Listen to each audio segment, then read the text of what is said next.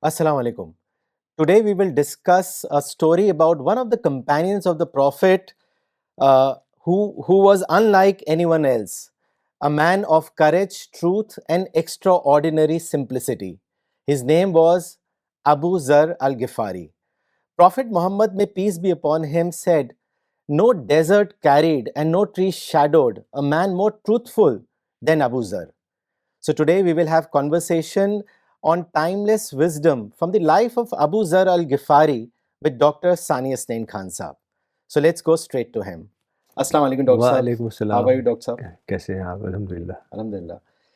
Dr. Sahab, there's so much to learn from Abu Zar al-Ghifari. So please tell us something about him and how he became a remarkable companion of the Prophet Muhammad. May peace be upon him.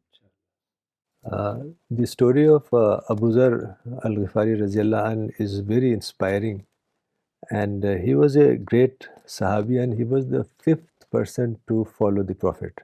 So you can understand that he was one of the first people who followed the Prophet Sallallahu Alaihi Wasallam.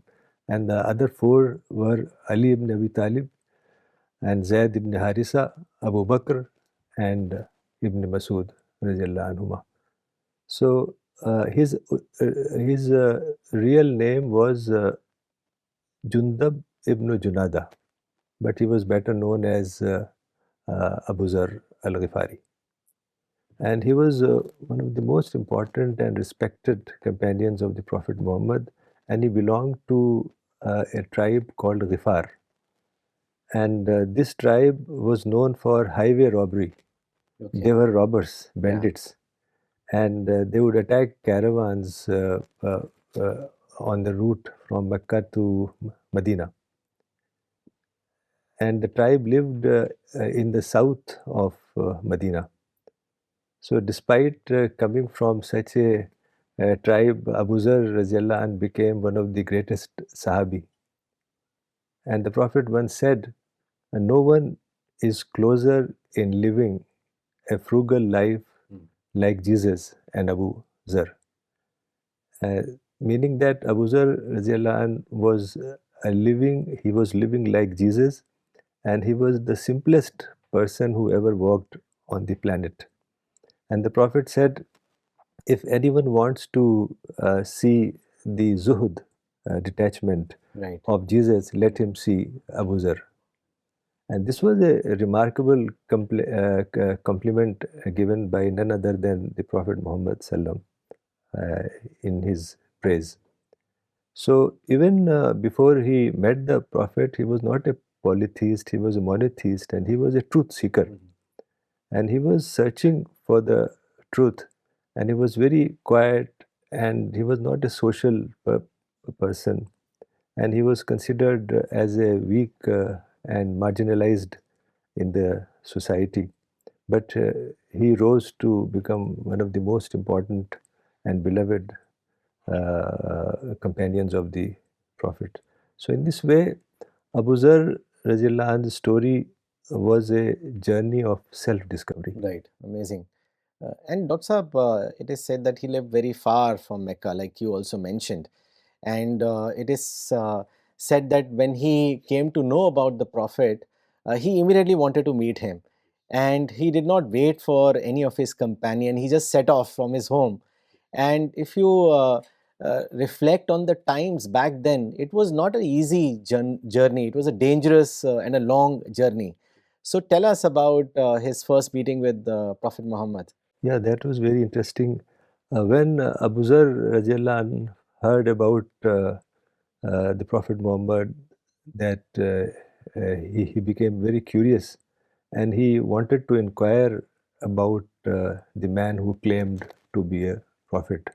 So Abdullah ibn Abbas radiallahu anh used to visit Sahaba to find out their stories, and sometimes he would sleep at the doorstep of the Sahaba. Right. And that's why he was able to become one of the greatest scholars, and he was a great student of knowledge. So most detailed narration of Abu Zar comes from Abdullah ibn Abbas radiallahu anh. And uh, Hazrat Abdullah ibn Abbas says that Abu Zar heard that a man in Makkah claimed to be the Prophet of God. So Abu Zar then told his brother, whose name was Unais, to visit Makkah and to find out about this person who claimed to be the Prophet. So his brother traveled to Makkah and he stayed there for a few days and he asked people about the Prophet's teachings and listened what the Prophet recited. And after some days he returned home. And Abu Zar asked, what did you find in Makkah? So he said, رأيته يأمر بمكارم الأخلاق وكلاما ما هو بالشعر. I saw a man with noble character and high qualities, and he teaches good character, and he recites beautiful words, but that is not poetry. And he enjoins what is good and forbids what is evil. So Abu Zar radiallahu anh was not satisfied with this much of information. Right. So he wanted to know more. So he decided to travel to Makkah himself. And he took his water skin and a stick and traveled to Makkah. And he reached the Kaaba and stayed there quietly because he was careful and observant. So he says that I kept on drinking Zamzam water. Yeah. And watched the people. And he was only drinking Zamzam water, no food, for many days. And the Prophet Muhammad ﷺ has said that Ma'u Zamzama lima shuriba lahu. The water of Zamzam is for whatever purpose it is drunk. Meaning, if you drink Zamzam with a sincere intention for healing or relief or knowledge or forgiveness, Allah will grant benefit by His will. So he remained near the Kaaba waiting for an opportunity. So one day Ali Raziallahu anh noticed him. And Ali was young at that time, maybe 12, 14 years, because we are talking about the earliest period. Right. So Ali Raziallahu anh said, you look like a stranger. So he said, yes, I am a stranger. So he took him to his house to stay there as his guest. And next morning, Abu Zar again came to the Kaaba, and Ali Raziallahu anh saw him again. And he says, do you have a place to stay? So Abu Zar Raziallahu anh says, no, I don't have a place to stay. So he said, okay, then you come to my house. And he offered him hospitality. And it is also said that Abu Bakr Raziallahu anh also took him to his house. So it seems that he stayed there for a longer period of time, for many days.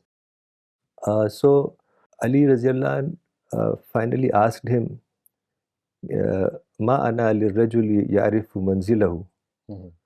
You have not yet found your place, I mean, the purpose of your visiting Makkah. So then he said, I am looking for a man who says that he is a prophet. So Ali Raziallahu anh says, فَإِنَّهُ حَقٌّ وَهُوَ رَسُولُ اللَّهِ صَلَّى اللَّهُ عَلَيْهِ وَسَلَّمَ. That he is truthful and he is the messenger of Allah. And then Hazrat Ali told him that, okay, tomorrow you come with me. Tomorrow morning. So next morning, Hazrat Ali said, okay, now follow me, Right. but stay at a distance. Because he wanted to be careful. And he says, stop wherever I stop. If I stop, meaning if I feel some kind of danger, then I will stop and you also stop.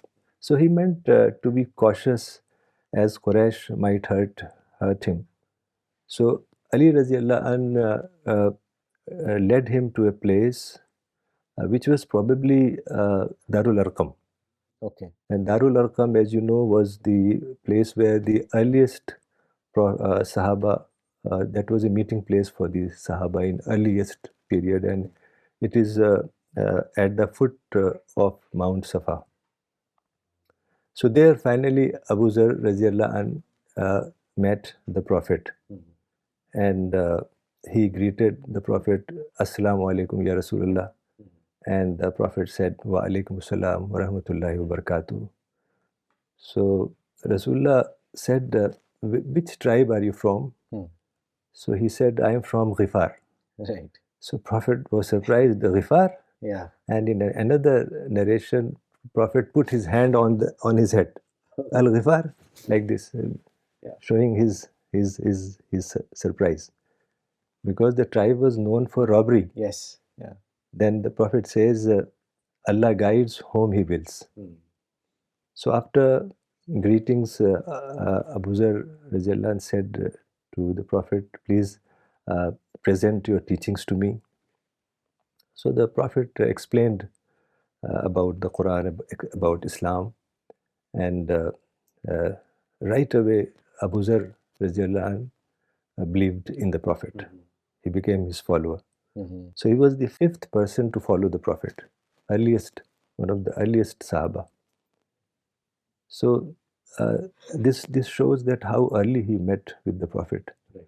And the Prophet read the Quran to him and then said, Irja ila qawmika fakhbirhum hatta yatika amri.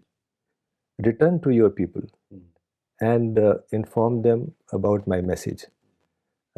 Till you get a message from me to come back, then only you come back. Right. So after the meeting, Abu Zar radiallahu anh went to Kaaba and told people, mostly they were Quraysh, about the meeting with the Prophet.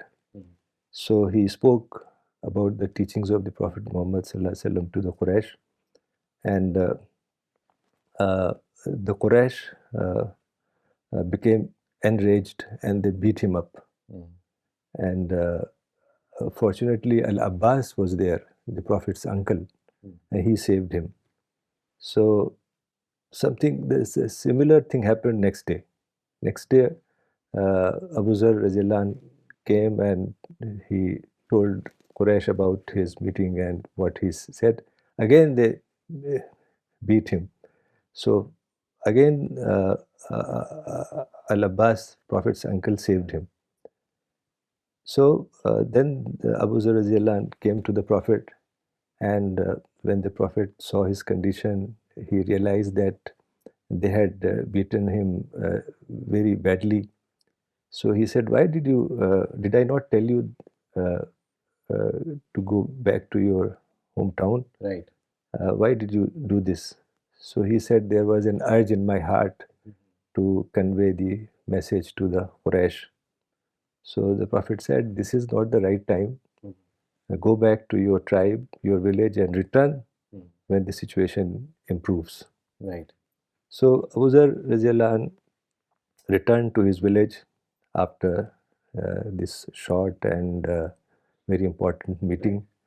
And for almost 15 years, there was no news of Abu Zar. It's a pretty long period. Yeah. If you read the Makkan period, you will not find any mention of Abu Zar. He was in his town and he was teaching the message, the teachings which he received from the Prophet Muhammad. So, and he returns after about 15 years. When the Prophet migrated to Medina. So then, Doctor, what happened when he returned after such a long gap of time? And how did he bring his people to the Prophet? Please tell us about that. Yes, after many years, I think of 14, 15 years, the Prophet migrated about 13 years from that meeting. And I think Abu Zar came after 15 years to Medina. So he also migrated to Medina, and he traveled with his tribe. There were so many in number that from a distance they looked like an army. Right. So when the people of Medina saw them coming in such a large number, they were terrified. and they thought that an army was coming to attack them. But they were the people of Abu Zar al-Ghifari radiallahu anh, Banu Ghifar tribe and Banu Aslam tribe. He brought two tribes with him. Uh, uh, uh, Abu Zar brought his tribe and brought another tribe which is named Banu Aslam. And the people of Banu Aslam are called Aslami. Okay. If you remember, I mentioned one hadith of a person from Banu Aslam whose name was Rabi'a ibn Ka'b al-Aslami. Mm-hmm. He was a young Sahabi and he was from Ashab Sufa. And he was like a servant to the Prophet. He was a young man and he was mostly staying just in front of the Prophet's door. So if there is any need, Prophet needs something or he wants some water or something, he would bring. So one day the Prophet got up for Fajr prayer and he came out from his door, and Rabi ibn Ka'b, he was there. So he brought water and the Prophet was doing ablution.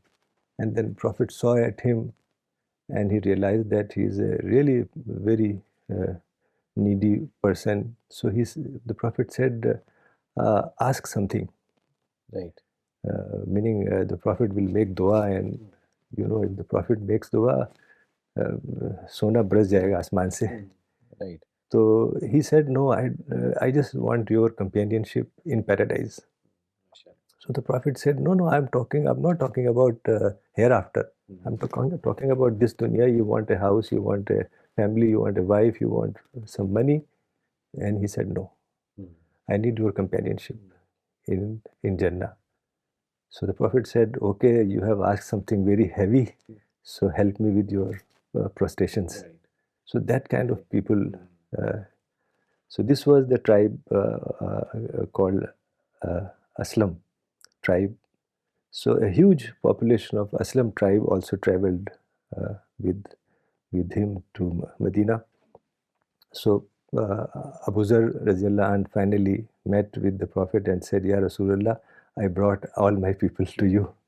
So the Prophet was really happy. It was a moment of great joy for the Prophet as he saw the huge number of tribes of Ghifar and Aslam.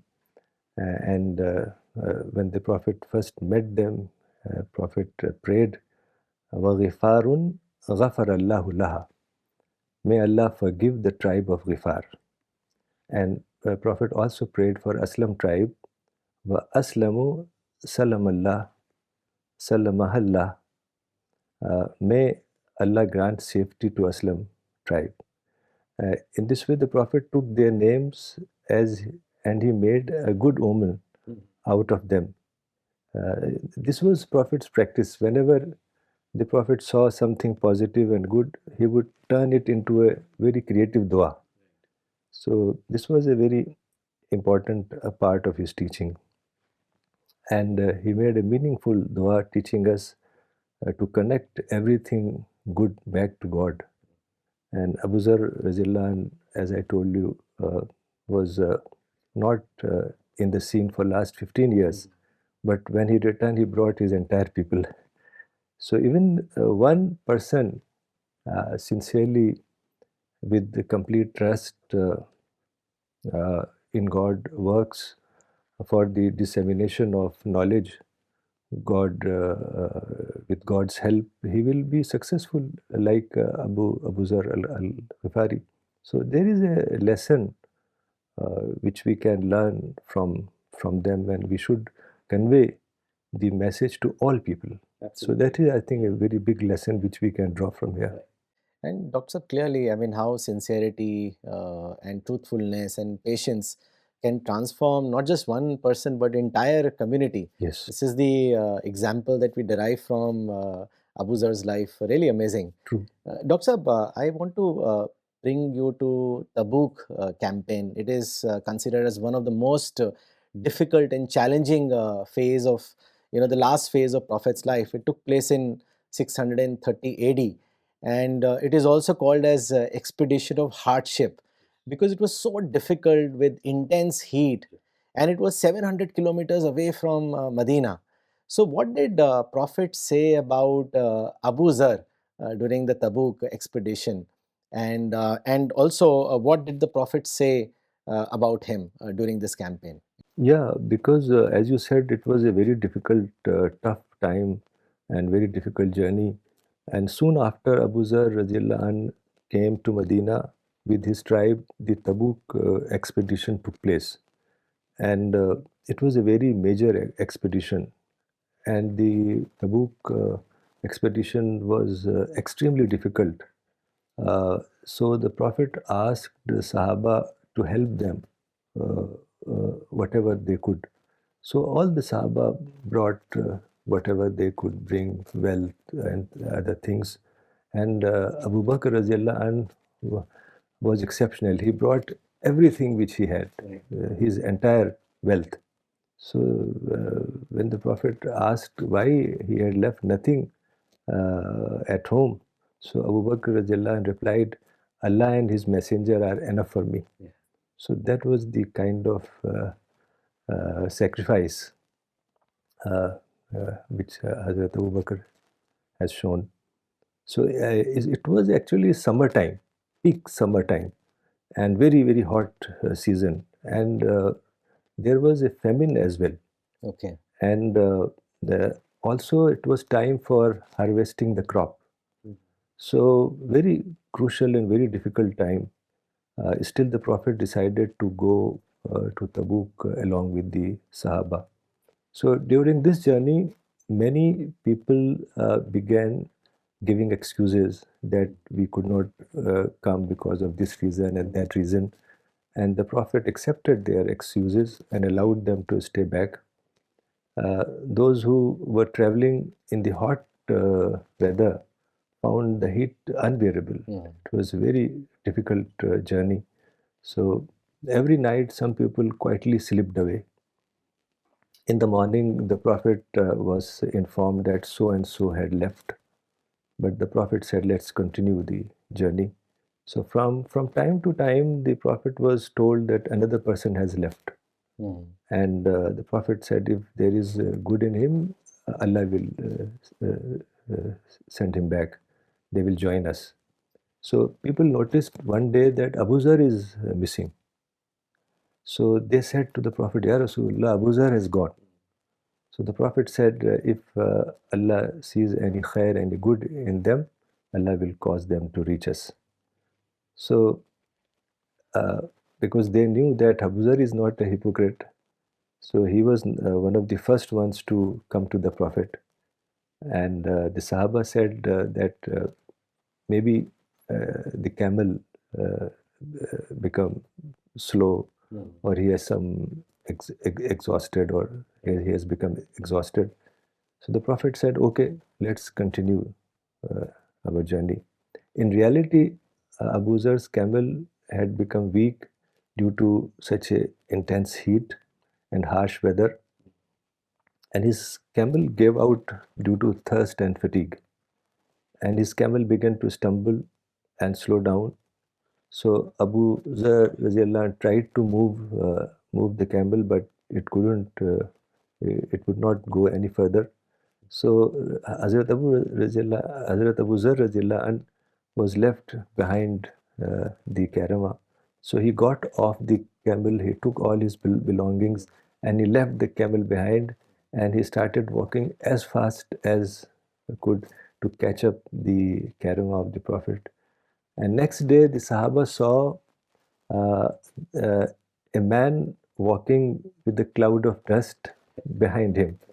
So he looked very weak, and he was stumbling from one side to another because in the harsh and difficult weather, still he continued walking towards the caravan.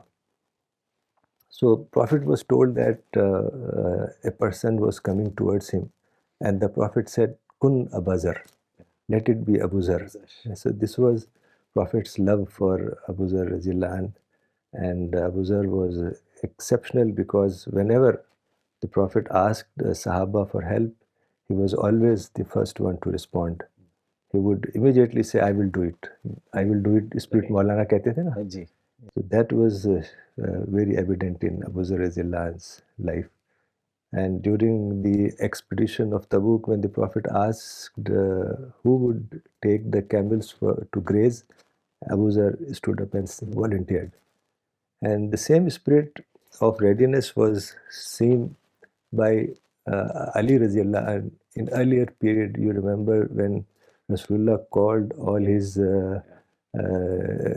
relatives and told him to help him, no one got up except Ali Raziallah. So it is also clearly seen in Abu Zar's life. So all the Sahaba were filled with I will do it spirit. मौलाना कहते थे I will do it spirit. So soon the Sahaba saw clearly that it was Abu Zar, and they shouted to the Prophet, Ya Rasulullah, it is Abu Zar. So the Prophet was very happy that it was Abu Zar and who had reached them after a very difficult journey. So he came on foot with full determination to join the Prophet. And the Prophet said beautiful words about Abu Zar, Rahimallah Abu Zar, Yamshi wahdahu wa yamutu wahdahu wa yub'asu wahdahu. May Allah have mercy on Abu Zar. He walks alone, he will die alone, and he will be raised alone on the day of judgment. Meaning he will be raised in an honorable way on the day of judgment. It's clearly a very unique personality, Dr. Saab, with independent, moral character. And Abu Zar would say to his people that I am the closest to Prophet Muhammad on the day of judgment, because I heard him say that a person who departs from this worldly life in the same state that I left him, he will be closest to me on the day of judgment. And then Abu Zar added that all of you have clung on to something except me. So he was very close to Prophet. He loved Prophet, and of course he exemplified his life the way that you've explained, Dr. Saab, just now. Dr. Saab, there are 7 pieces of advice, it is said, that Prophet gave to Abu Zar. What were those 7 pieces of advice? Please tell us about it. Yeah, the Prophet gave 7 pieces of advice to him, and he himself narrated these advices. So he said, he used to say, Awsani Khalili, means my friend has advised me. Right. So only some of the Sahaba used to say these words, my friend, instead of saying the Prophet has given me. So he said, my friend commanded me with 7 things. And the first advice was love the poor and stay close to them. And Abu Bakr Radhiyallahu anhu became deeply loved by the poor. The poor felt very close to him. And the second advice was look at those who are below you, not those who are above you. Right. And if you look at those who have less, your heart feel content. And if you look at those who have more worldly things, then you will never feel satisfied. So the Prophet told him to look at those who have nothing. When you see people in hardship, your heart becomes grateful. The Prophet himself lived with this mindset, and he made a beautiful dua, Allahumma ahyini miskinan. Oh Allah, let me live like a poor man. Wa amshini miskinan. And let me die as a poor man. Wahshurni fi zumratil masakin. And gather me among the poor on the day of judgment. So it's very touching dua. The Prophet lived a very simple life that we cannot imagine today. As in the hadith of Aisha Radhiyallahu anha, we read that sometimes the Prophet had nothing at home to eat. And sometimes he would come from the Fajr prayer and ask Aisha Radhiyallahu anha, is there anything to eat? And she would say, no, there is nothing to eat. So the Prophet would say, then I'm fasting today. Hmm. And next day, the Prophet asked the same question, is there anything to eat? And Aisha Radiallahu anha would say, we have only bread and vinegar. So the Prophet dipped the bread in the vinegar and starts eating. And he would say, vinegar is like curry. In a home where there is vinegar, there is no need of curry. So he was so positive outlook and gratitude. There is a hadith that the poor will enter paradise 500 years before the rich. So because the rich people will be uh, giving their account, so that will, this is a very uh, uh, scary hadith. Yes. And this is because they hardly have any accountability. They will go straight. And wealth, actually, wealth is not bad in itself, but one should spend money only on need and good causes. And today, the best use of wealth is to spend on conveying the message of the Quran to people. And the Prophet told Abu Zar Razillah an, do not look at those above you, look at those who are below you in material sense. And another advice the Prophet gave to Abu Zar Razillah an was to maintain family ties. People often value others based on wealth and social status. They give importance to the wealthy and ignore those who have nothing. But the Prophet said, reconnect ties even if they turn away from you. In another narration, the Prophet said that Allah increases life of a person who reconnect family ties. Cutting ties is not considered good in Islam. And Allah may lengthen your lifespan if you join kinship and reconnect relations. And in another advice, the Prophet ﷺ gave to Abu Zar was, do not ask anyone for anything. The Prophet also commanded him to speak the truth even if it is bitter. And Abu Zar was exceptional among the Sahaba to speak the truth. No one among the Sahaba spoke the truth as openly as Abu Dharr Radhiyallahu anh. Even he had debates with the like of Muawiyah, who was a governor of Syria. And Syria today is not a very big country, but at that time it was a very huge country because all the Lebanon and Jordan and all many countries were part of, and it was called Bilad Sham. So Syria was a big country at that time, and he also had discussions with Usman Raziyallahu anh on these subjects. So Prophet told him, do not fear, speak the truth. Yeah. Do not care what people say. So the last advice the Prophet Muhammad ﷺ gave him was to recite La hawla wa la quwwata illa billahi al-aliyyil azim. And the Prophet said, this is a treasure from beneath the throne of Allah. Reciting La hawla wa la quwwata illa billah doesn't mean just repeating words without spirit, because it means realizing deeply that there is no power and no strength except through Allah. So this feeling makes a person rely God for all problems. It humbles a person and keeps the heart connected to God. Dr. Sahab, there is also one incident that happened between Hazrat Abu Zar and Hazrat Bilal, and there's a great lesson that Abu Zar learned from it.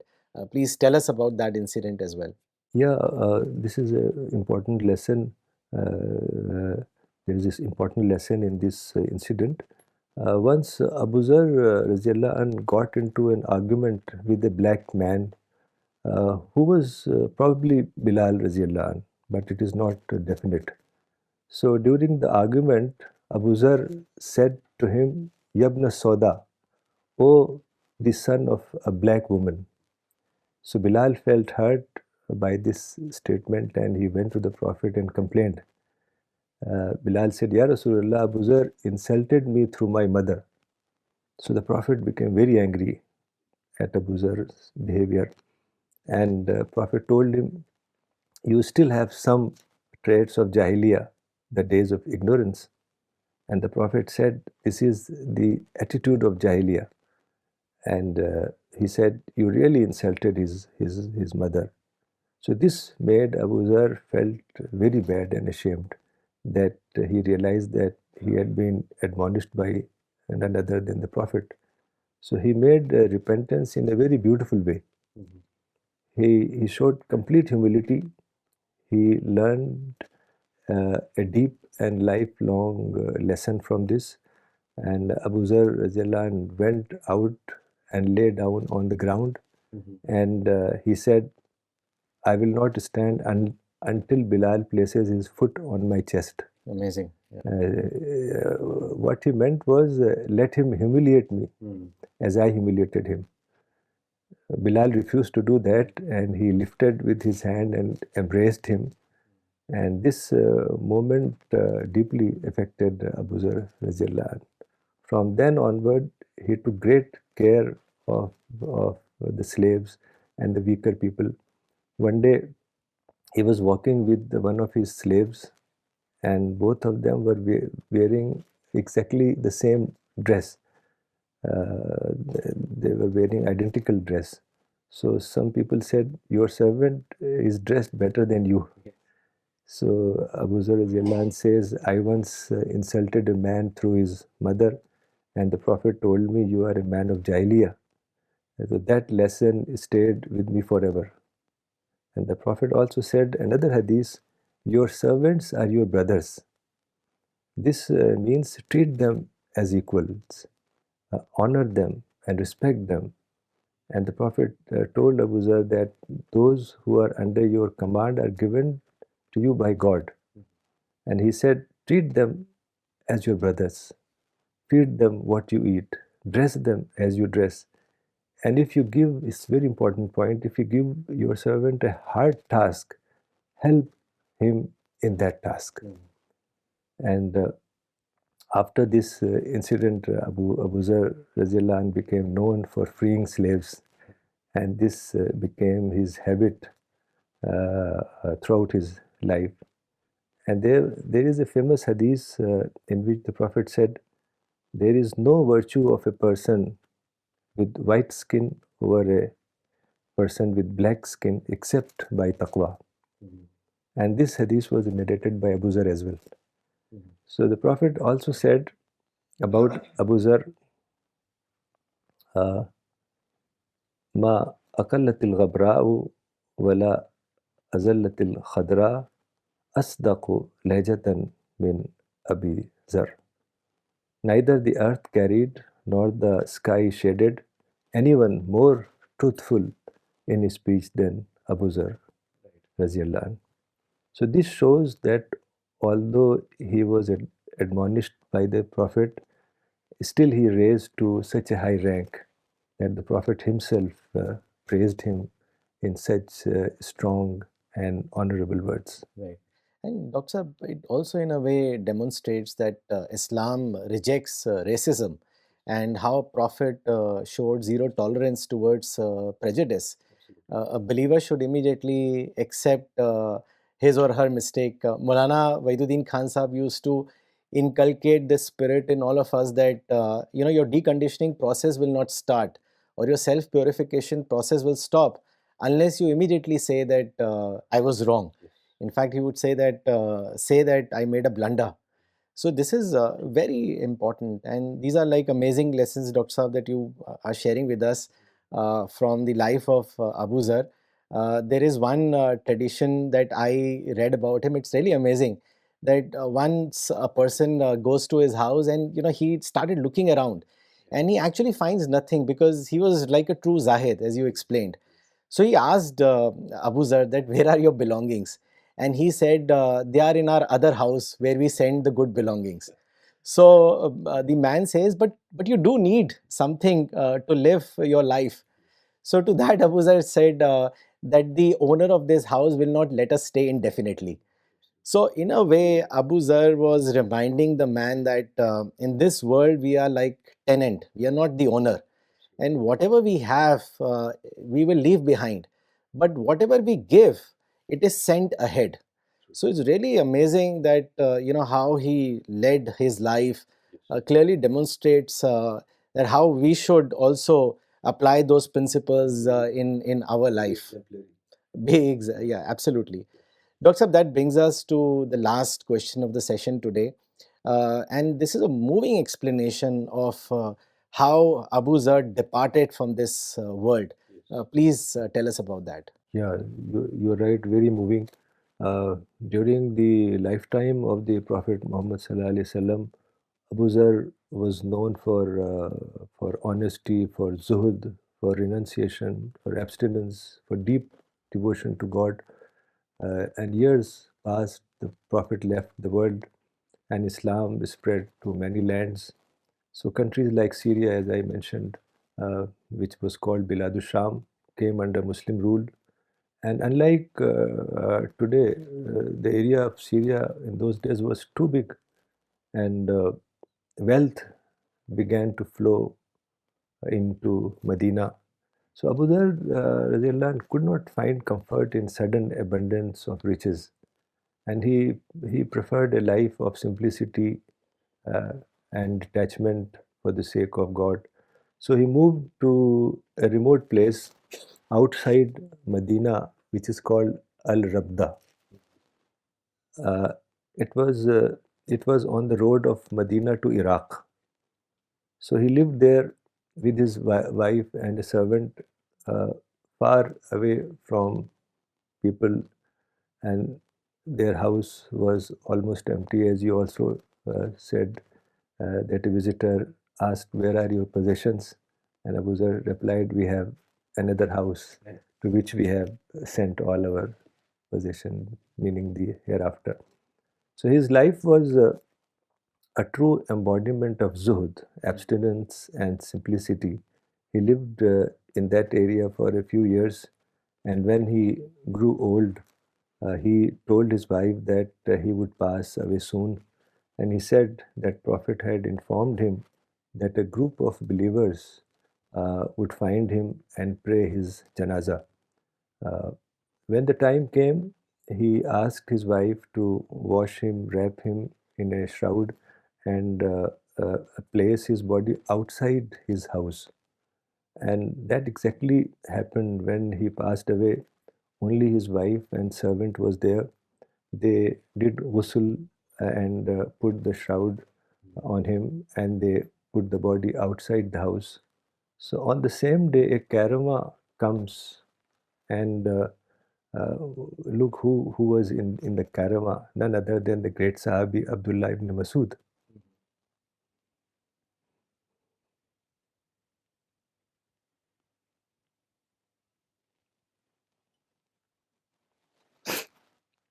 Abdullah ibn Masud was the sixth person to follow the Prophet, and Abu Zar was the fifth person to follow. So this is all by the will of God. So this caravan was coming from Iraq, probably with Iraqi people, and they were going for Umrah. And they saw a woman with a body, and the caravan stopped. So when Abu Ibn Masud radiallahu came to know that it was body of Abu Zar, Ibn Masud began to weep uncontrollably, and he approached the body of Abu Zar and kissed his forehead and said, "Rahimakallah, ya Abu Zar." And he said, "May Allah have mercy on you, Abu Zar." He repeated the hadith of the Prophet, "You lived alone, you die alone, and you will be raised alone on the day of judgment." So Ibn Masud told his students about the prophecy that he heard uh, from the Messenger of Allah, that a group of believers will pray janaza on Abu Zar, and he said that today the Prophet's words have come true. And Abdullah ibn Masud led the janaza prayer over Abu Zar, and everything the Prophet said about him came true. And to this day, the grave of Abu Zar Raziallahu anh is in the place which is called Al Rabda. This is the photo of the grave.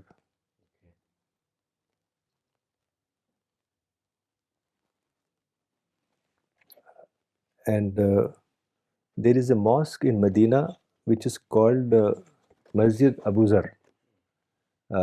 And the street the mosque is situated is also called Abu Zar Street. So may Allah have mercy on Abu Zar and may Allah elevate his ranks. और जो spirit हमें मिलती है हज़रत अबू ज़र रज़ियल्लाहु अन्हु की ज़िंदगी से, अल्लाह ताला हमें उस पे कायम रहने की तौफ़ीक़ अता फ़रमाए. He was a true truth seeker and he was a model of simple living and high thinking. यानी इंसान को मिशनरी होना चाहिए, यानी उसका कोई मिशन हो. जैसे हज़रत अबू ज़र के वाक़ये में हमें ये पहलू बहुत ही नुमायाँ मिलता है कि उनकी सारी ज़िंदगी एक मिशन की ज़िंदगी थी. और मैं सोच रहा था जब मैं ये पढ़ रहा था इसके उनके बारे में कि बड़ी हैरत की बात ये है कि मौलाना वहीदुद्दीन खान साहब मेरे फ़ादर, उनकी ज़िंदगी भी तकरीबन हज़रत अबू ज़र रज़ियल्लाहु अन्हु के मॉडल पे ही थी. बिल्कुल, जी। और आपने तो चूँकि देखा है लंबे मुद्दत में मौलाना तन्हाई पसंद करते थे और मिशन ही उनकी ज़िंदगी थी. और लोगों ने कितना बुरा भला कहा, कितना सताया, लेकिन जो बात उन्होंने कही थी वो सच्ची साबित हुई. तो इस तरह देखें तो बहुत ही सिमिलैरिटीज़ हैं मौलाना की ज़िंदगी में और हज़रत अबू ज़र रज़ियल्लाहु अन्हु की ज़िंदगी में. तो अल्लाह ताला हम सबको हज़रत अबू ज़र रज़ियल्लाहु अन्हु की ज़िंदगी से सबक हासिल करने की तौफ़ीक़ अता फ़रमाए और अल्लाह ताला हज़रत अबू ज़र रज़ियल्लाहु अन्हु को जन्नत के आला मक़ाम अता फ़रमाए. व सल्लल्लाहु ताला अला खैर ख़ल्क़िही मुहम्मदिन व अला आलिहि व अस्हाबिही अजमईन बिरहमतिका या अरहमर राहिमीन. Jazakallah, Doctor, for taking us through this amazing session on the life of Abu Zar. And these sessions are also important, Dr. Sah, for more than one reason. Firstly, that it reminds us of the sacrifices and how the Islamic history has shaped. And secondly, it gives us a focus in life. It makes us to devote a life in a purposeful way. So, Jazakallah, Dr. Saab, for doing this session. And before we end, we have an important book launch. This is a collection of broadcast of Maulana Waiduddin Khan Saab's talks that were done in All India Radio. And for almost 3 decades, Maulana Waiduddin Khan Saab went and gave his messages on air. So, this is a translation of his Urdu book, Nashri Takreere, which is now available in English with the title Message on Air, Islam, Peace and Moral Renewal. I will request Dr. Saniyasnain Khan Saab to launch this book. माशाल्लाह ये बहुत ही अहम किताब है. Message on air, Islam, peace and moral renewal, collected broadcast from All India Radio 1968 to 1996, translated by, and edited by Professor Farida Khanam and Dr. Rajat Malhotra. ये बहुत ही अच्छा record है मौलाना की तकरीरों का, चूँकि ज़्यादातर मौलाना के साथ मैं जाया करता था ऑल इंडिया रेडियो. तो ये 1968 से है. ये यानी तकरीबन कितने साल हो गए, बहुत ही लंबी मुद्दत. जी. तो बहुत ही अच्छी तकरीरें होती थी और ये मोस्टली मौलाना लिख के ले जाते थे और पढ़ते थे वहाँ.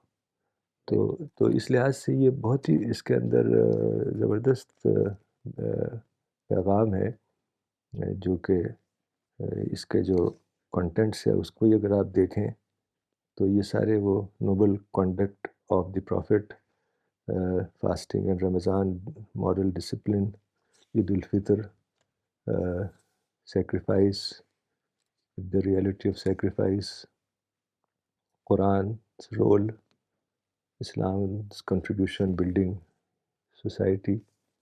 बहुत ही ये बहुत अच्छा काम हुआ कि इसका ट्रांसलेशन हो गया और ये बहुत ही कीमती कंटेंट है मौलाना की अर्लीस्ट राइटिंग्स जो कि मौलाना ने रेडियो पे बोली थी तो जज़ाकल्लाह उन लोगों को जिन्होंने इसमें ताउन किया Jazakallah, Dr. Saf. And now this is available for download from CPS website, and you can also source the hard copy from goodwordbooks.com.